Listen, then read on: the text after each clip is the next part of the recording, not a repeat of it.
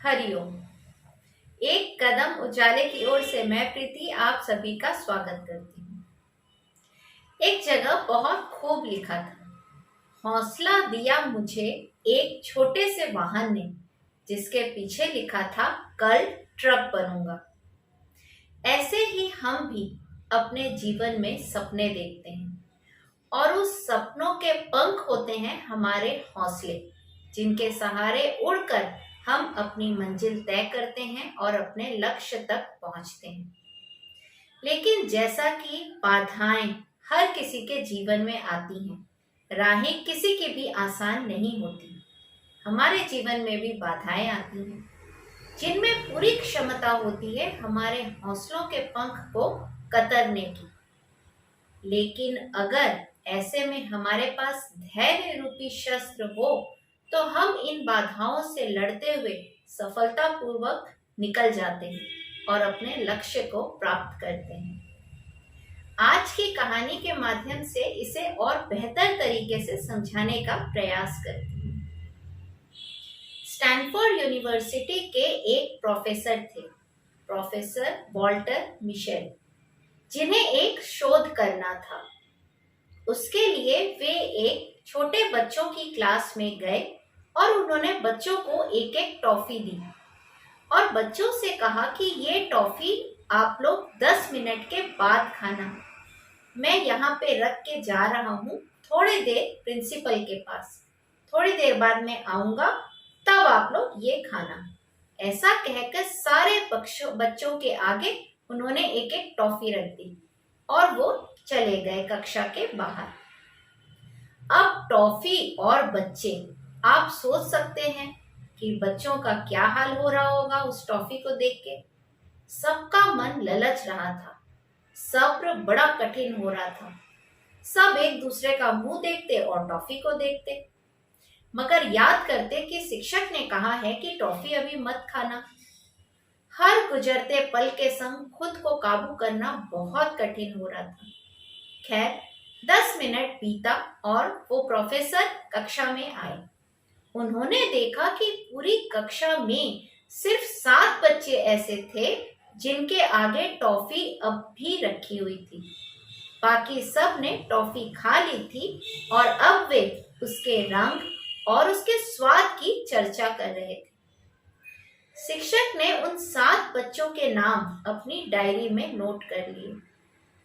वक्त गुजरता गया, कई वर्ष बीत गए। कुछ वर्षों के बाद प्रोफेसर वॉल्टर ने अपनी वही डायरी निकाली और उन 7 बच्चों के नाम फिर से निकाले और उनकी खोजबीन शुरू कर दी। काफी प्रयास और मेहनत के बाद उन्हें इन 7 बच्चों का पता चला, जो अपने जीवन में कई सफलता पा चुके थे और सब अपने अपने फील्ड में टॉप पर थे। अब प्रोफेसर वॉल्टर ने बाकी बच्चों का पता किया तो उन्हें पता चला कि उसमें से ज्यादातर लोग एक सामान्य जीवन जी रहे हैं और कुछ एक बच्चे तो काफी सख्त आर्थिक और सामाजिक परिस्थितियों से गुजर रहे हैं। अपने इस पूरे शोध और प्रयास का परिणाम उन्होंने एक वाक्य में निकाला कि जो आदमी 10 मिनट का धैर्य नहीं रख सकता, वो संभवतः अपने जीवन में आगे नहीं बढ़ सकता। उनके इस शोध को काफी शोहरत मिली दुनिया में और इसका नाम रखा गया मार्शमैलो थ्योरी, क्योंकि प्रोफेसर ने बच्चों को जो टॉफी दी थी उसका नाम था मार्शमैलो। इस शोध के मुताबिक सफल व्यक्तियों में कई गुणों में से एक गुण होता है धैर्य का, जो उनमें सहन शक्ति को बढ़ाता है ताकि वो कठिन परिस्थितियों में, विपरीत परिस्थितियों में हताश नहीं हो, संभले रहें। इसी तरह से कई बार ऐसा होता है कि हमारे जीवन में भी कठिन परिस्थितियां आती हैं और हम में से बहुत से लोग टूट जाते हैं, बिखर जाते हैं या अपने घुटने टेक देते हैं, हार जाते हैं।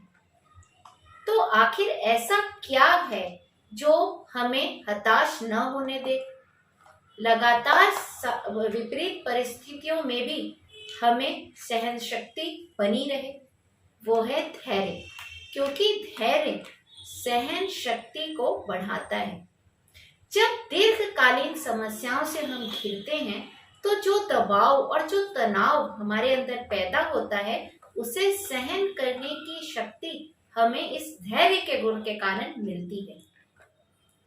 हमेशा याद रखिए कि धैर्य हमारे गुणों में होना अति आवश्यक है।